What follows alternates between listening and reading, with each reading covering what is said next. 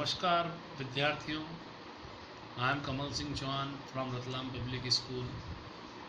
मैं आज class 9th और 10th का पत्र लेखन और पत्र के प्रकार के बारे में आपको बताने जा रहा हूँ। दोनों ही कक्षाओं में अलग अलग प्रकार के पत्र लेखन आते हैं परीक्षाओं के दौरान। पत्र लेखन मूल रूप से दो प्रकार का होता है: औपचारिक पत्र लेखन, अनौपचारिक पत्र लेखन, formal letter, informal letter. Class 9th में अनौपचारिक पत्र आता है और क्लास 10th में औपचारिक पत्र आता है। इन दोनों पत्र लेखन में लिखने का तरीका लगभग समान होता है, किंतु दोनों की स्थिति है वो अलग अलग समय पर अलग अलग लोगों को लिखी जाती है। अनौपचारिक पत्र लेखन पूर्ण रूप से परिवार का सदस्य, अपने मित्रों, रिश्तेदारों, भाई बहनों आदि को लिखा जाता है, जबकि औपचारिक पत्र जो होता है यह लिखने वाला का पता और प्राप्त करने वाले पते के साथ में दिनांक के रूप में लिखा जाता है, और यह अक्सर प्रार्थना पत्र, आवेदन पत्र, संपादकीय पत्र, सरकारी पत्र, शिकायती पत्र और व्यावसायिक पत्रों के रूप में लिखा जाता है।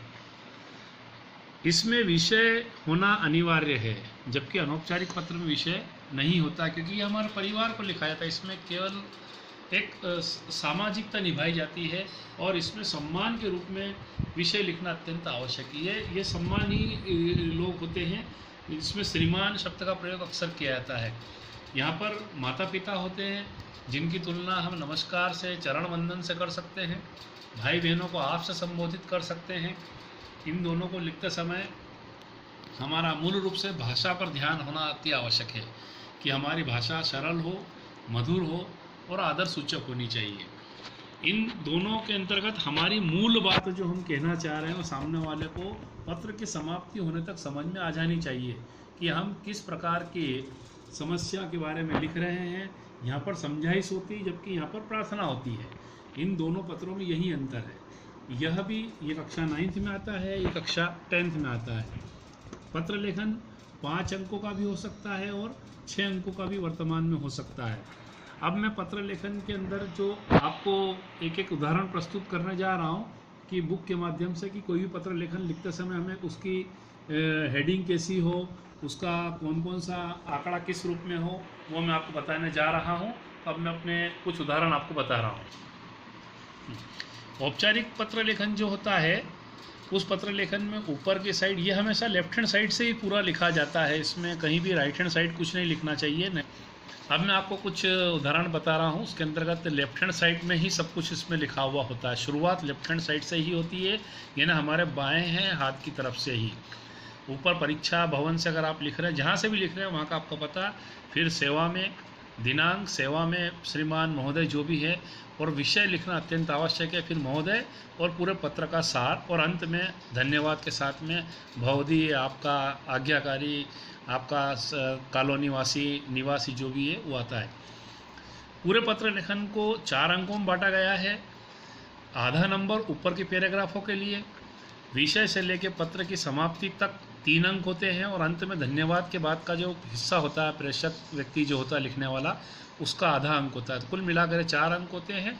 और इस पूरे पत्र लेखन का 1 अंक जो कहीं दिखाई नहीं दे रहा, वो भाषा की शुद्धता, लेखन की शैली, उस पर डिपेंड करता है कि शुद्धता कितनी है, और ये शिक्षक के अपने अनुभव के आधार पर बच्चों को वितरित किया जाता है।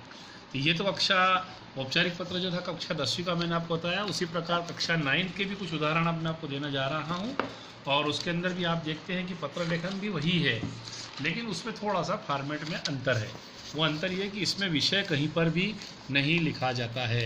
यहाँ पर भी भेजने वाले का ऊपर पता, फिर दिनांक, और सीधा उसके बाद में आपके माता पिता, आदरणीय माता पिता, प्रिय भाई बहन, भैया दीदी, उनको संबोधन आता है, लेकिन यहाँ पर अपने को विषय नहीं लिखना है।